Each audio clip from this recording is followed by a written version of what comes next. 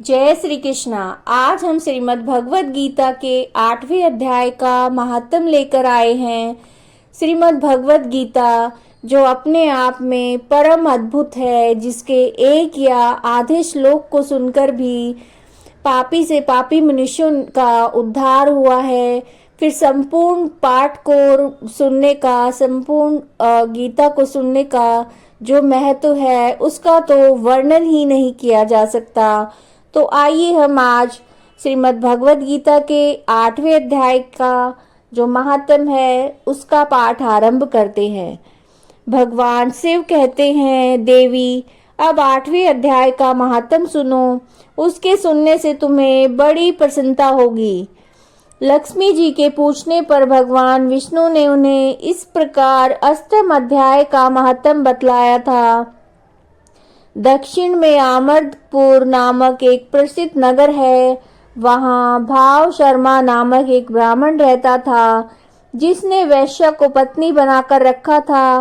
वह मांस खाता था, मदिरा पीता, श्रेष्ठ पुरुषों का धन चुराता, पराई स्त्री से व्यभिचार करता और शिकार खेलने में दिलचस्पी रखता था। वह बड़े भयानक स्वभाव का था और मन में बड़े बड़े हौसले रखता था। एक दिन मदिरा पीने वालों का समाज जुटा था। उसमें भाव शर्मा ने भर पेट ताड़ी पी, खूब गले तक उसे चढ़ाया।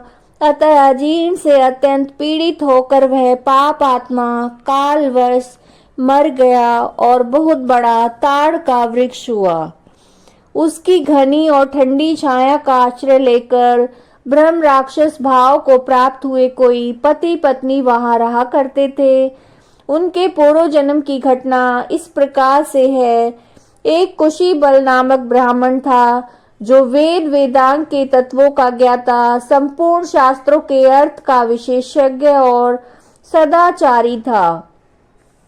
उसकी स्त्री का नाम कुमति था। वह बड़े खोटे विचार की थी। ब्राह्मण विद्वान होने पर भी अत्यंत लोभवश अपनी स्त्री के साथ प्रतिदिन भैंस, काल पुरुष और घोड़े आदि बड़े दानों को ग्रहण किया करता था, परंतु दूसरे ब्राह्मणों को दान में मिली हुई कौड़ी भी नहीं देता था। वे दोनों ही पति पत्नी कालवश मृत्यु को प्राप्त होकर ब्रह्म राक्षस हुए। वे भूख और प्यास से पीड़ित होकर इस पृथ्वी पर घूमते हुए उसी ताड़ वृक्ष के पास आए और उसके मूल भाग में विश्राम करने लगे। इसके बाद पत्नी ने पति से पूछा, नाथ, हम लोगों का यह महान दुख कैसे दूर होगा तथा ब्रह्म राक्षस योनि से किस प्रकार हम दोनों की मुक्ति होगी? तब ब्राह्मण ने कहा, ब्रह्म विद्या के उपदेश, अध्यात्म तत्व के विचार और कर्म विधि के ज्ञान के बिना किस प्रकार संकट से छुटकारा मिल सकता है? यह सुनकर पत्नी ने पूछा, पुरुषोत्तम, वह ब्रह्म क्या है, अध्यात्म क्या है और कर्म कौन सा है? उसकी पत्नी के इतना कहते ही जो आश्चर्य की घटना घटित हुई उसको सुनो। उपयुक्त वाक्य गीता के 8वें अध्याय का आधा श्लोक था और उसको श्रवण से वह वृक्ष उस समय ताड़ के रूप को त्याग कर भाव शर्मा नामक ब्राह्मण हो गया। तत्काल ज्ञान होने से विशुचित होकर वह पाप के चोले से मुक्त हो गया तथा उस आधे श्लोक के ही महात्म्य से वे पति पत्नी भी मुक्त हो गए। उनके मुख से देवात ही 8वें अध्याय का आधा श्लोक निकल पड़ा था। तदंतर आकाश से एक दिव्य विमान आया और वे दोनों पति पत्नी उस विमान पर आरूढ़ होकर स्वर्ग लोक को चले गए। वहां का सारा वृत्तांत अत्यंत आश्चर्यजनक था। उसके बाद उस बुद्धिमान ब्राह्मण भाव शर्मा ने आदर पूर्वक उस आधे श्लोक को लिखा और देव जनार्दन की आराधना करने की इच्छा से वह मुक्तिदायिनी काशीपुरी में चला गया। वहां उस उदार बुद्धि वाले ब्राह्मण ने भारी तपस्या आरंभ की।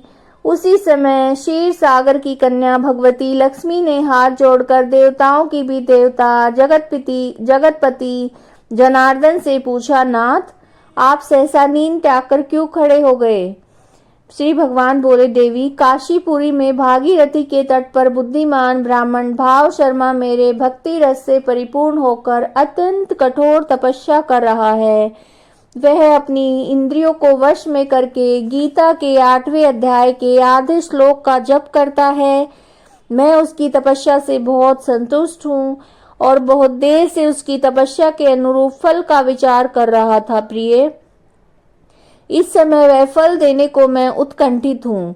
पार्वती जी ने पूछा, भगवान, श्री हरि सदा प्रसन्न होने पर भी जिसके लिए चिंतित हो उठे थे, उस भगवत भक्त भाव शर्मा ने कौन सा फल प्राप्त किया?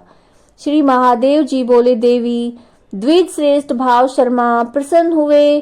भगवान विष्णु के प्रसाद को पाकर आत्यंतिक सुख को प्राप्त हुआ तथा उसके अन्य वंशज भी जो नरक यातना में पड़े थे, उसी के शुद्ध कर्म से भगवत धाम को प्राप्त हुए। पार्वती, यह 8वें अध्याय का महात्म थोड़े में ही तुम्हें बताया है, इस पर सदा विचार करते रहना चाहिए। तो यह श्रीमद् भगवद गीता के 8वें अध्याय का महात्म था।